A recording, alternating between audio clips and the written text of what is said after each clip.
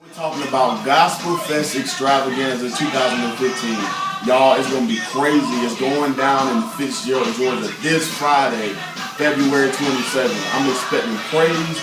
I'm expecting worship. I'm expecting God to show up. I'm expecting His presence to be in the place. This is the event you do not want to miss. I don't think Fitzgerald has ever experienced anything like this.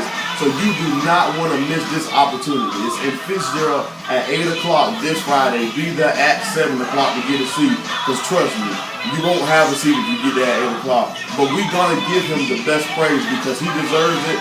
I'm trying to tell y'all, I'm expecting the great.